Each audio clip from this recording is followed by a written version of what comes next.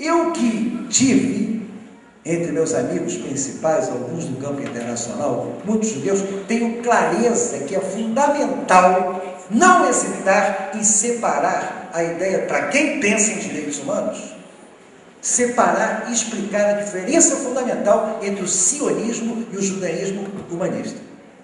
É fundamental, porque hoje, grande parte daquilo que se faz contra direitos humanos na humanidade se dá em função exatamente da confusão premeditada que se pretende impor a quem denuncia o sionismo como antissemita. Eu sou semita, mas sou antisionista. E entendo que é fundamental esclarecer, e é bom que o Chico é meu irmão e parceiro.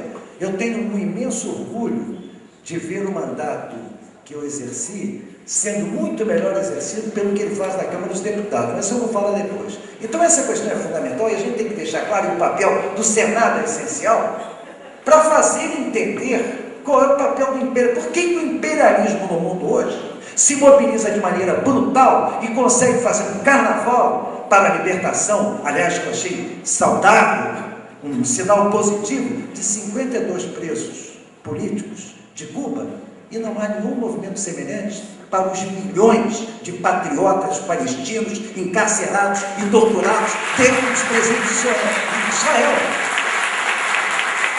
Então essa coisa, eu uso o Twitter para isso. Eu uso o Twitter porque não tenho mais espaço na mídia. O espaço da mídia me é tomado, e é tomado não só de mim, é tomado de toda a esquerda consciente nesse país, porque nós estamos submetidos, e esse é o quadro dramático que a gente vive, a um novo tipo de autoritarismo. Um autoritarismo muito mais duro de enfrentar do que o autoritarismo dos tanques. Porque o autoritarismo dos tanques, e eu observava isso hoje, quando ia coletar com meu amigo Silvio Tender, depois de falar com o Ziraldo, com o Nelson Coutinho e com o Leandro Conder, fui pegar a declaração do Silvio Tender de apoio. Então sentamos com o Silvio Tender e começamos a ver documentários que ele está organizando sobre Tancredo. Então eu olhando o que era a quantidade de neoliberais que hoje a gente taxa como homens de direitas, que foram valorosos e corajosos combatentes contra a ditadura autoritária. Essa ditadura autoritária dos tanques, o Thomas Mann já disse, ela cria uma ética da contestação. Ela cria uma frente de rejeição muito mais fácil de unificar do que a frente que nós temos que construir contra o novo autoritarismo atual. Que é o autoritarismo que inocula na cabeça da juventude a ideia de que ser de esquerda é um atraso. Que inocula na cabeça da população, através dos meios de comunicação, que são um poder maior, lamentavelmente, do que os partidos, nesse momento, que a política é um atraso. Que se trata, os países não têm que ser conduzidos pela política, eles têm que ser administrados como empresas. A lógica do mercado, que nós condenamos, fracassou, acabou o neoliberalismo, uma conversa. O quadro é dantesco da forma como ainda hoje os governos social-democratas europeus se entregam à lógica de entregar o Estado e o Tesouro Público para salvar bancos e arrochar salários dos trabalhadores. Esse é o mundo que a gente enfrenta. Então a parada é dura e a gente não... E eu quero fazer questão de dizer que sou absolutamente inflexível em manter a defesa de meus princípios. Isso não implica dizer que eu não faça política. Eu estou tendo... Olha que grande contradição. Esse momento difícil, ao mesmo tempo me propicia, com a experiência, e eu na conversa que tive de tarde, com esses companheiros, eu sentia isso, me propicia um sentimento de que poucas vezes eu me senti tão forte para fazer ação política. Reparem bem, o quadro nunca foi tão dantesco, e no entanto, eu poucas vezes me senti tão forte. Por quê? Eu que fui candidato a governador em 2006, tínhamos a nossa querida Heloísa Helena, candidata a presidente, era um momento de ascensão da esquerda, o PT na crise mais afirmada que nunca, diferentemente de agora, que se começa a retomar a ideia de que ou é eles, ou então é a tragédia dos tucanos, etc. Eu, de repente, senti uma coisa, e até como homenagem clara a Heloísa Helena, eu hoje sinto uma base de sustentação nossa, entre nós, como partido político, maior, muito mais consolidada, muito mais solidária e muito mais fraterna do que eu senti em 2006. sinto a cada manifestação que eu vou, e isso que o Chico chamou atenção com muita propriedade, dessa questão desse panfleto, em que saímos com a majoritária e o conjunto das candidaturas, eu sinto isso de maneira concreta. A forma como em todo lançamento de candidatura, os candidatos afirmam aqui, como o Pedro fez, da necessidade nossa, da manutenção e ampliação dos mandatos do Chico Alencar e do Marcelo Freixo, os quais eu estendo aos vereadores Eliomar e Renatinho, porque é por causa dessas atuações que nós vimos de 2006 para 2008, sem ter Heloísa, e, no entanto, conseguindo andar com passos de adultos muito maiores do que aqueles que a gente tinha naquele momento, que era quase de dependência a personalidade dela. Essa é a maior homenagem, aliás, que a gente presta a Heloísa. É dizer que nós não precisamos só dela, porque o partido é maior que qualquer um de nós individualmente.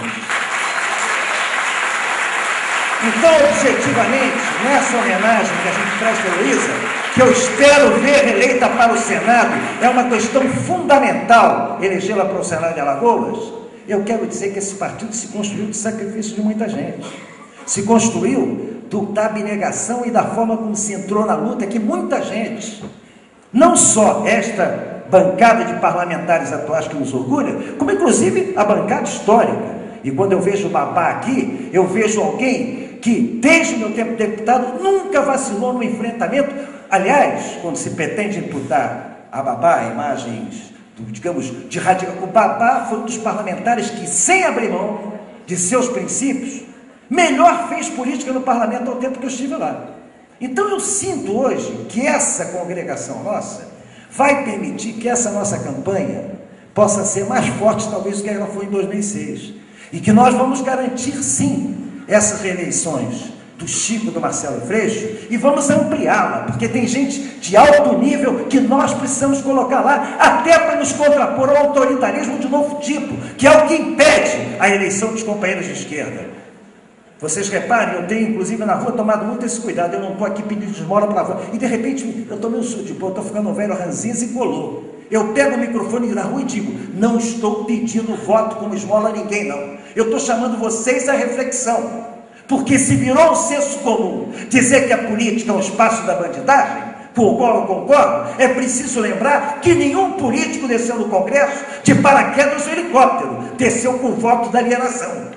E cada um tem que ter a responsabilidade cidadã de saber em quem votou e fazer a comparação de nomes antes de colocar seu voto na urna. Acompanhar o mandato do seu parlamentar. Nós temos que ser os apóstolos dessa emulação em cima da população. E eu acredito que nós possamos fazê-la bem.